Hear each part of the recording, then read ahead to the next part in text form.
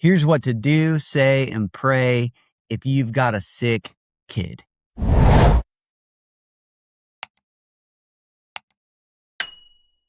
Hey guys, I'm Travis Peters. This is the Increase Life. We teach you how to live a life of increase and purpose.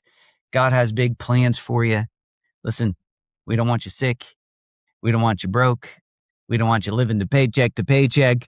We don't want you living a settled, compromised life when God has given us the fullness of his blessing. So we're going to show you how to do that. If you're brand new to the channel, I want you to pause the video. There's a link in the description. I want you to get on our email list. We send all of our best stuff there. You'll get scriptures, strategies, videos, and lessons on how to live the increased life, where each day gets better than the last. We dive into the Word of God. We show you how to apply it. We show you how to find your purpose and get moving in it, and ultimately live the greatest life imaginable, a life lived for God, expanding his kingdom. And then 2, we have a program called the Increase Academy. There's a community. There's almost daily live calls. There's courses and programs and curriculum and everything you need to have a step-by-step path to win. So if you're new, check those things out. And then let's get into today's teaching. All right, first I want you to go to John 14:12. This is Jesus talking. You got a sick kid. I want you to know something first, and then we'll show you how to apply it. John 14:12, Jesus says this, "Most assuredly, I say to you." So if Jesus is saying most assuredly, essentially saying, I promise, he who believes in me, the works that I do, he or she will do also. And greater works than these he will do, because I go to my Father. It explains in a minute him going to the Father after dying on the cross for our sins, making us brand new on the inside. Now he goes to the Father and he sends the Holy Spirit to be in us and with us always, even till the end of the age. So that's you now. You have the Holy Spirit in you so that you can do the works he did and greater. And actually, listen to what it says. It doesn't say the works I do, he or she can do. It doesn't say can. It says will. If you believe in him, you will do the works Jesus did and greater, because you now have the Holy Spirit. Verse 13, whatever you ask in my name, that I will do, that the Father may be glorified in the Son. If you ask anything in my name, I'll do it. He's up in heaven now, but you've got the Holy Spirit in you. He's with you, and you can do what he did. You will do what he did. Here's why this matters. Let's go to Luke 4. So when I read that, I'm like, okay, I can keep saying I can do. I will do what Jesus did and greater. Well, what's some of the stuff he did? Let's go to Luke 4, verse 38 and find out. He did these things, so you will do them also. Now he, talking about Jesus, arose from the synagogue and entered Simon's house.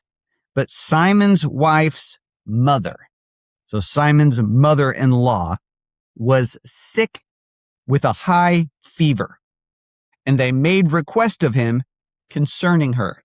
So Jesus stood over her and rebuked the fever, and it left her. And immediately she rose and served them. The footnotes here, I'm in the Dake Study Bible. So good. To indicate his fearlessness of infectious diseases and complete power over them as a conqueror over a fallen foe. As the parent, as the mother, as the father, that's your role. You have a sick kid. You walk in there with boldness and you say, I do the stuff Jesus did. He cast out fevers. He rebuked fevers. I do the same. Get out of my kid right now in the name of Jesus. That's how you handle it. You are more than a conqueror in Christ. It tells us this in Romans 8.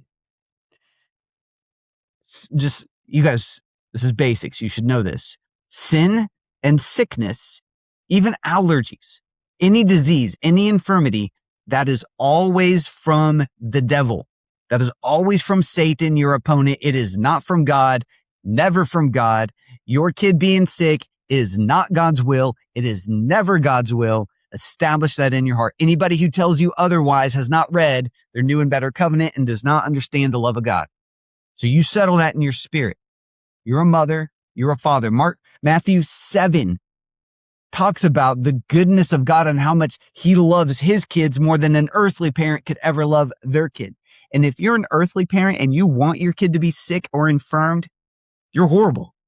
That's child abuse. That's not okay. And I know that's not you. And no one listening to this feels that way. But you have to understand, if you as an earthly parent feel that way about your kids, your heavenly Father says it feels that much weight, so much more, loves you so much more than you could ever love your earthly kid. So he would never want his own children to be sick, diseased, infirmed, or die young. Ever, ever, ever. It is never his will.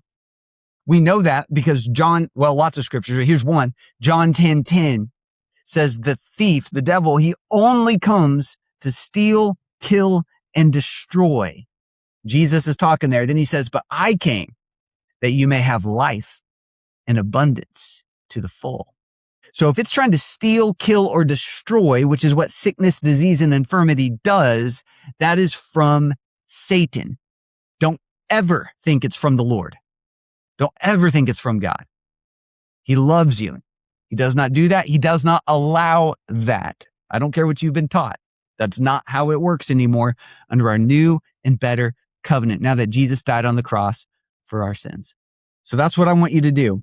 When you have a sick kid, and I'll put some resources below. We've taught many teachings on divine health and healing.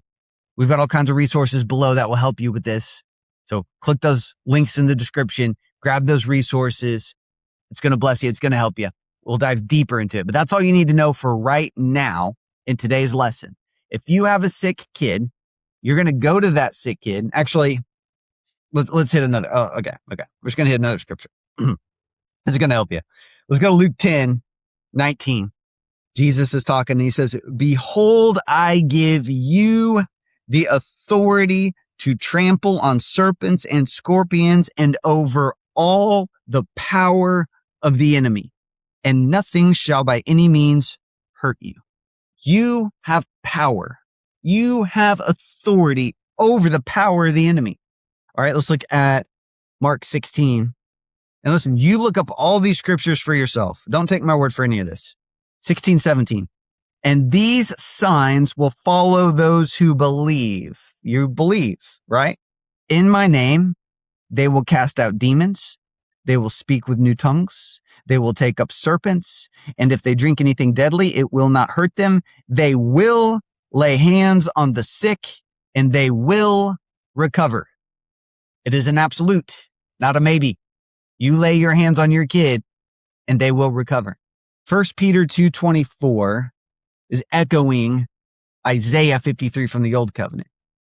But what it says is, Jesus took your sins on the cross, and by his stripes or by his wounds when they whipped him, you are healed. So we stand on that and we say, we are healed in the name of Jesus. My kid is healed in the name of Jesus.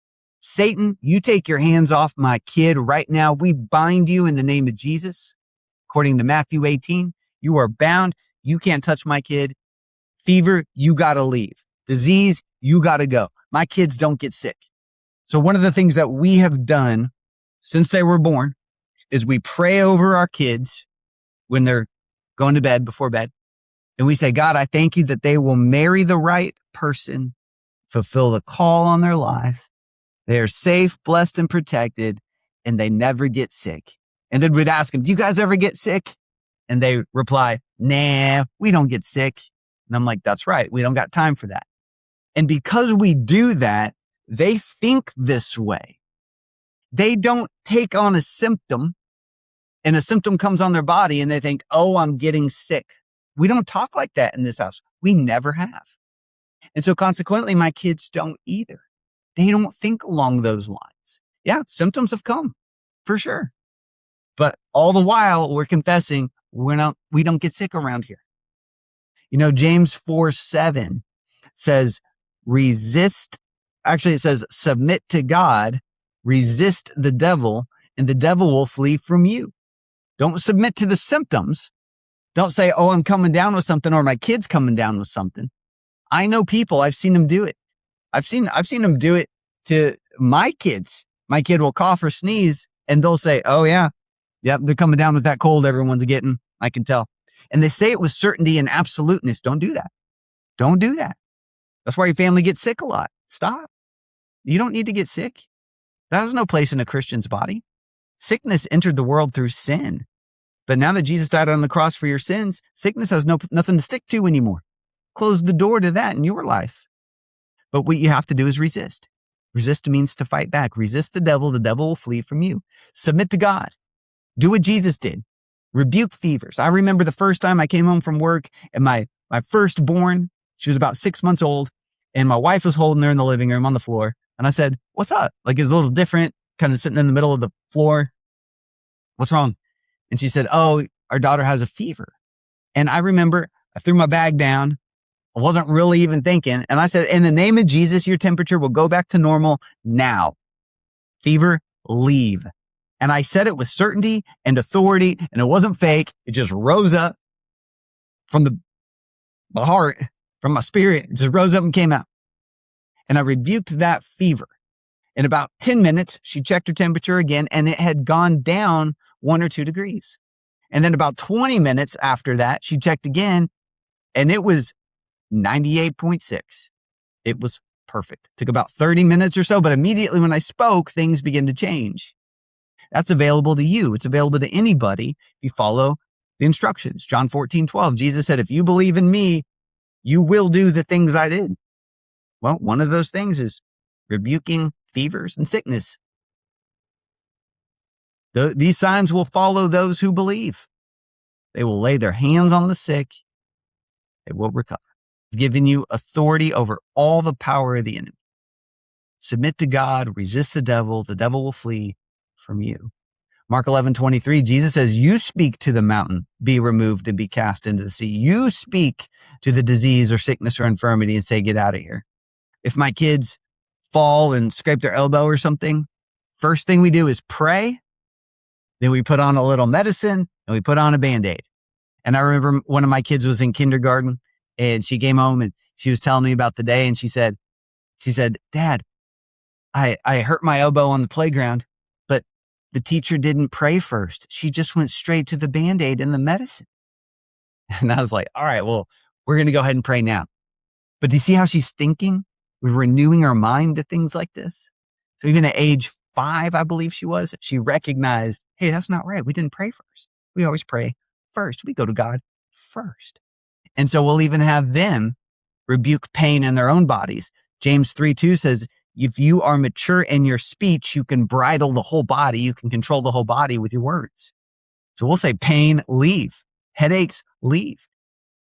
I want to say countless. I could probably count, but it seems like countless times my kids have come to me when they have a headache. I put my hand on their forehead. Headache, leave their body in Jesus' name. They will have sweet sleep tonight. The headache leaves. But it's because these signs follow those who believe. I actually believe it will work. I've gotten myself to that spot where I'm going to believe the word of God.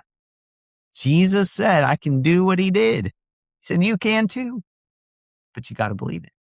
Listen to this multiple times. Click the link below. If you got a sick kid, you tell that fever to leave in the name of Jesus. You tell that symptom to leave in the name of Jesus.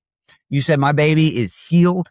Satan, you take your hands off my kids. I'm the keeper of this house right here, and you are not allowed here. My house does not get sick. I don't care if everybody else is getting sick around me. I don't care if 1,000 fall to my left, 10,000 to my right. We're not getting sick. We're not getting that thing that's going around. We're not getting that bug. We're not getting that flu. We're not getting COVID. We're not getting any of those things because I said so. I speak it and I declare it by the authority of the name of Jesus Christ. And yes, I can do that because he lives in me and I serve him. You take that stance, you take that approach, you take that authority, You don't let your family get sick anymore. You pray in the Spirit, you pray in tongues, you get your instructions from the Lord, he'll help you. Man, God is so good. Thank you, Lord, for your word. God, we just pray over any parent who's watching this.